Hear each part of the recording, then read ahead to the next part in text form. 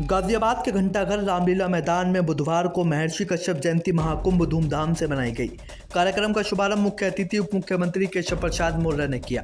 महर्षि कश्यप जयंती महाकुंभ को लेकर की गई तैयारियों को देख डिप्टी सीएम ने कहा कि आज गाजियाबाद भगवा रंग में रंग गया है। जिस तरह से गाजियाबाद में महर्षि कश्यप जयंती मनाई जा रही है, इस तरह का भव्य आयोजन पूर्व में कभी देखने को नहीं मिला।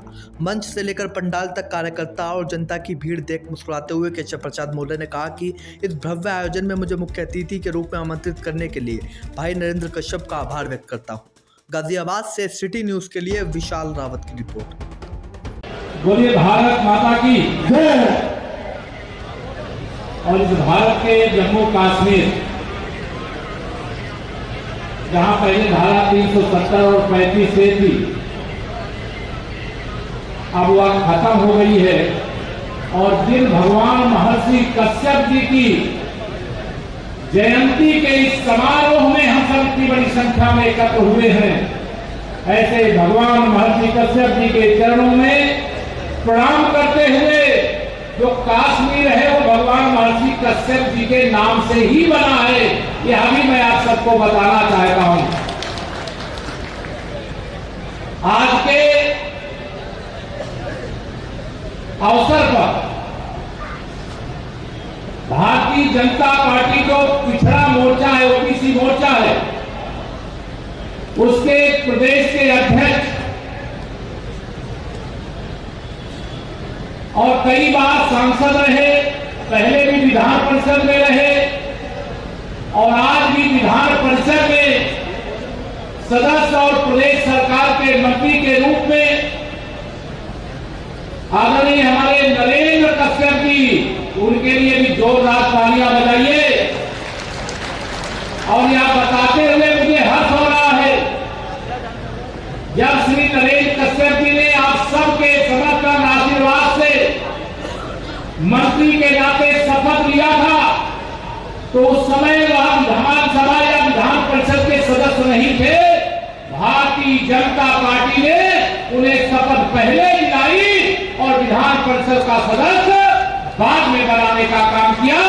ऐसे श्री नरेंद्र कश्यप जी संपूर्ण मंच को, और मंच को ही नहीं, मंच के सामने बैठे हुए इस जनसैलाब को भी, भगवान महर्षि कश्यप की संतानों को मैं बारंबार प्रणाम करता हूँ, बारंबार जय श्री राम करता हूँ। और आज कितने गर्व की बात है, हम भगवान महर्षि कश्यप जी की जयंती मना रहे हैं और प्रयागराज में आज ही निषाद राजगुरु जी की भी जयंती मनाई जा रही है। यह आप सबको मालूम, आप सब जानते हैं महर्षि कश्यप जी कौन थे। उनके बारे में शायद मैं जितना बताऊंगा उससे ज्यादा बता चुके होंगे।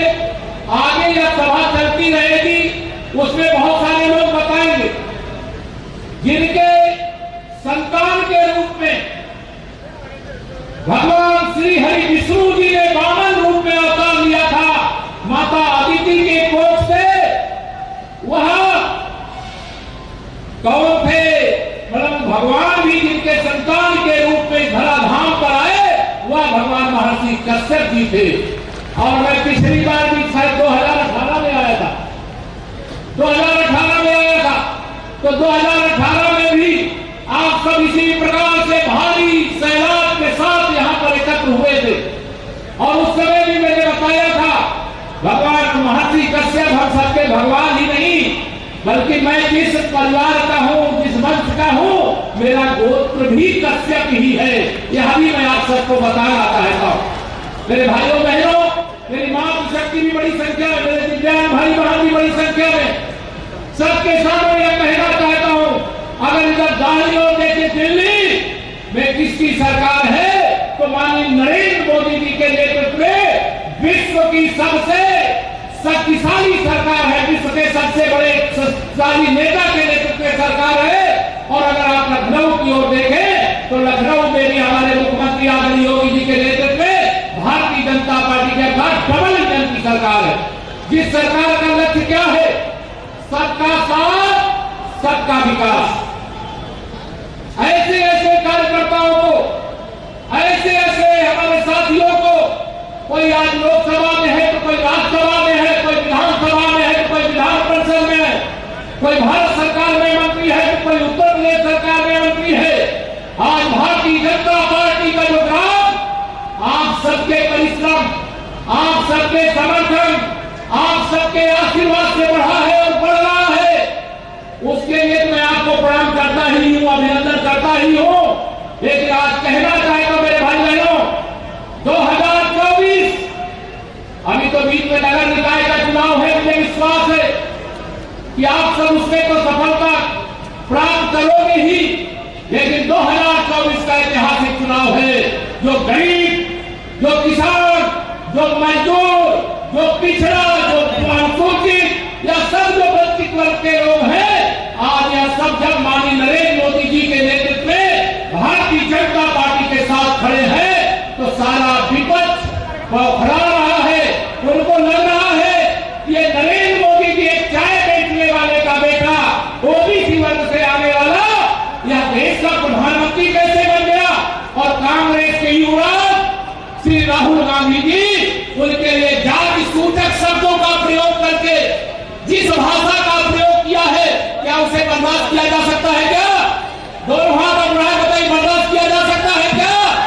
मोदी जी का अपमान क्या ओबीसी का अपमान नहीं है क्या? दोनों हाथ बताइए, मोदी जी का अपमान हर एक पिछड़े वर्ग का अपमान है। और उत्तर प्रदेश ही नहीं, पूरे हिंदुस्तान का पिछड़ा वर्ग एकजुट होकर के कांग्रेस के हाथ के पन्ने में दर्ज करने का काम करेगी।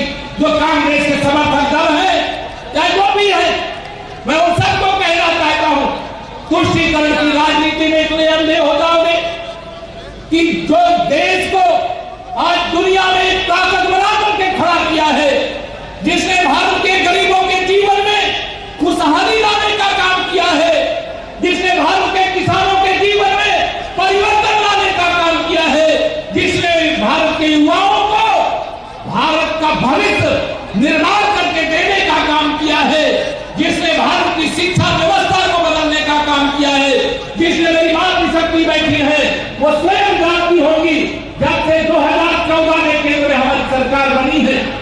आप सबको मैं ध्यान दिलाना चाहता हूं, महिलाओं का जितना सशक्तिकरण माननीय नरेंद्र मोदी जी के नेतृत्व में केंद्र में सरकार बनने के बाद और 2014 के बाद 2017 में उत्तर प्रदेश में सरकार बनने के बाद जितना मेरी माताओं बहनों का सम्मान, आमदनी, शिक्षा, हर क्षेत्र में जो बढ़ोतरी हुई है, 60 साल में ना तो कांग्रेस ने किया और ना 15 साल में सपा और बसपा वालों ने किया।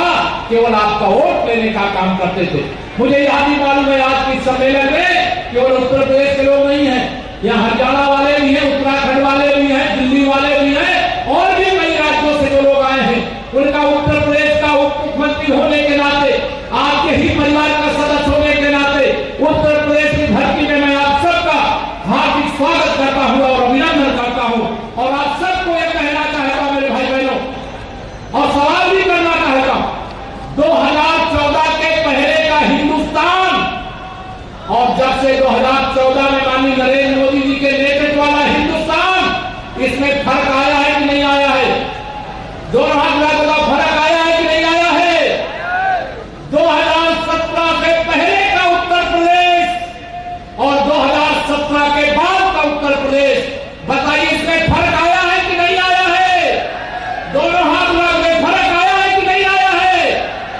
और ये फर्क इसलिए आया है, मैं एक दिन माननीय प्रधानमंत्री जी का उद्बोधन राष्ट्रीय कार्य समिति में सुन रहा, उन्होंने तमाम योजनाओं का, जैसे हम गांव में जाते हैं, बखानते हैं कि माननीय प्रधानमंत्री जी के मार्गदर्शन में उत्तर प्रदेश में भी हमारे मुख्यमंत्री जी की अगुवाई में जो हम सब काम कर रहे हैं, आपके मार्गदर्शन में कर रहे हैं माननीय प्रधानमंत्री जी। तो प्रधानमंत्री जी ने कहा यह सब काम मैं नहीं कर रहा हूं, जम्मू कश्मीर से धारा 370 मैंने नहीं हटाई है, अयोध्या में रामलला की जन्मभूमि पर भगवान राम का मंदिर मैंने नहीं बनवाया है, 3.5 करोड़ गरीबों को पक्का मकान मैंने नहीं दिया है, 6,000 रुपया साल में जो किसान है उनको प्रधानमंत्री किसान सम्मान निधि मैंने नहीं दिया है, महिलाओं का सशक्तिकरण मैंने नहीं किया है, सर्जिकल स्ट्राइक या एयर स्ट्राइक मैंने नहीं किया है, गरीबी मिटाओ का नारा देकर के केवल गरीब को गरीब बनाने का काम करने वाले चले गए और भ्रष्टाचार मुक्त भारत आज आगे बढ़ा। उन्होंने कहा मैंने नहीं किया। मैं चौंक रहा था कि क्या बात है। उन्होंने कहा मैं सुनने के लिए बेकार था कि आगे प्रधानमंत्री जी क्या कहते हैं। उन्होंने अगली बात जो कही वह सुन करके आपको भी लगेगा कि ऐसा प्रधानमंत्री शायद दुनिया के किसी देश के भाग्य में नहीं है जैसा प्रधानमंत्री हमें मिला है। उन्होंने कहा यह सब जो अच्छा से अच्छा काम आज हिंदुस्तान में हो रहा है वो मैंने नहीं किया है, मेरे देश के गरीबों ने, मेरे देश के किसानों ने, मेरे देश के पिछड़ों ने, अनुसूचित जाति के, अनुसूचित जनजाति के लोगों ने किया है। मैंने कहा वो कैसे। उन्होंने कहा अगर वो अपने घर से जिस दिन वोट डालना था निकल करके मतदान केंद्र पर नहीं जाते और कमल के फूल की बटन नहीं दबाते तो नरेंद्र मोदी देश का प्रधानमंत्री नहीं बनता और जो काम आज मैं कर रहा हूं वह काम नहीं कर पाता। इसलिए जो भी काम अच्छा से अच्छा हो रहा है उसका श्रेय अगर किसी को जाता है तो मेरे आप सब भाई बहनों को जाता है, आप सब किसानों, नौजवानों, माताओं को जाता है। और ऐसा कहने का साहस और कोई नहीं कर सकता मेरे भाइयों बहनों। ऐसा कार्य करके 3.5 करोड़ गरीबों को पक्का घर 3 साल से अधिक समय से प्रधानमंत्री गरीब कल्याण योजना से फ्री में राशन मिल रहा है कि नहीं मिल रहा बताओ। दोनों हाथ में मिल रहा है कि नहीं मिल रहा है। ये काम किसने किया? वो आपने किया या मेरे प्रधानमंत्री जी कहते हैं। करोड़ों गरीबों के घर में गैस का कनेक्शन पहुंचा बिना पैसा दिए वो किसने किया? तो कहते मोदी जी ने नहीं किया, या तो आप सब लोगों ने किया है। जिन घरों में पहले बिजली की रोशनी नहीं पहुंची थी उन घरों में बिजली का कनेक्शन सौभाग्य योजना से किसने दिया? तो मोदी जी कहते मैंने नहीं दिया, बल्कि आप सब लोगों ने कमल की बटन दबाई, खुशहाली की बटन दबाई, विकास की बटन दबाई, देश की सुरक्षा की बटन दबाई, देश की अर्थव्यवस्था की बटन दबाई। इसलिए यह सब हो पा रहा है। मैं आप सब लोगों को आज यहाँ पर ये कह करके जाऊंगा क्योंकि मुझे समय का अभाव है। मैंने निवेदन किया है नरेंद्र कश्यप जी से कि मुझे क्योंकि जाना इसलिए जरूरी है कि कैबिनेट की बैठक, लेकिन आप सबको मैं आह्वान करके जा रहा हूं, मेरे मित्रों, साथियों, बड़े बुजुर्गों, माताओं, बहनों, मेरे पत्रकार साथी भी यहाँ पर बड़ी संख्या में 2024 के चुनाव में ध्यान रखना। जैसे 2019 में उत्तर प्रदेश का चुनाव हो रहा था, सपा बसपा मिल गए, उसमें राष्ट्रीय लोकदल मिल गया, कांग्रेस मिल गई, सबका मिलकर के क्या लक्ष्य था कि मोदी जी को प्रधानमंत्री नहीं बनने देना। यही लक्ष्य था कि कोई दूसरा लक्ष्य था? क्या लक्ष्य था? इनका लक्ष्य था कि मोदी जी को पीएम नहीं बनने देना। क्यों नहीं बनने देना? क्योंकि मोदी जी भ्रष्टाचार रोक करके गरीबों के जीवन में खुशहाली के लिए काम करते हैं। मैं आप सब लोगों को यह बताना चाहता हूं, ये भ्रष्टाचार रोकने के लिए बहुत लड़ाई लड़नी पड़ी है। ये जितना बड़ा पांडाल है ना, इतने बड़े बड़े पांडाल भर के 2-2 हजार के नोटों की गड्डियां, सोने की सिल्लियां, चांदी की सिल्लियां आपके को और गरीब है तो और गरीब बनाने के लिए 60 साल तक इस देश को लूटने का काम जिनने किया, आज उनके हाथ छापा पड़ता है और सब बरामद होता है। सब सोचते हैं कि मोदी जी तो किसी को छोड़ेंगे नहीं और कहते भी हैं कि मैं न खाऊंगा और न खाने दूंगा और जिसने भी खाया है उसको भी वसूल करके मैं अपने गरीबों के जीवन में खुशहाली लाने के लिए उसे भी योजना बना करके खर्च करने का काम करूंगा। 27 लाख करोड़ रुपया दिल्ली से बटन दबा करके अलग अलग योजनाओं में आप सबके खाते में अभी तक माननीय प्रधानमंत्री जी भेज चुके हैं। अभी आने वाले 1 तारीख से जो इसमें नलकूप लगाए किसान कोई है कि नहीं जिनका सिंचाई का यूपी वाले जो सिंचाई में नलकूप लगाया कि नहीं किसी ने? बाकी गांव जिनका लगाया उनको बता रहा हूं, आप अभी तक किसानों को आधा बिल देना पड़ता था, लेकिन अब मेरे किसानों का बिल सरकार अदा करेगी और आपको बिना बिजली का बिल दिए सिंचाई का नलकूप चलाने की यह सुविधा क्यों दी गई है कि मेरे किसानों के जीवन में और खुशहाली आए। वह जो पैदा करेगी फसल में बहुत नुकसान हुआ है, आज ही जिले की समीक्षा बैठक कर रहा था और कहे करके तत्काल सर्वे कराइए, जो नुकसान हुआ वो मुआवजा बंटवाइए, या कहे करके आया हूं नौजवानों के साथ है, मातृशक्ति के उत्थान के लिए समर्पित है। आप सब यहाँ पर भारी संख्या में आए, मैं आप सबका अभिनंदन करते हुए, क्योंकि आप सब लोगों को अभी और देर तक यहाँ पर अपनी बातें सुनना है, मैं इतना ही निवेदन करके, क्योंकि मुझे जाना है, आप सबको एक बार फिर से भगवान महर्षि जी की जय बोलवाने के लिए दोनों हाथ उठा के बोलिए, भगवान महर्षि कश्यप जी की जय श्री राम। यह भी ध्यान रखना, जब जय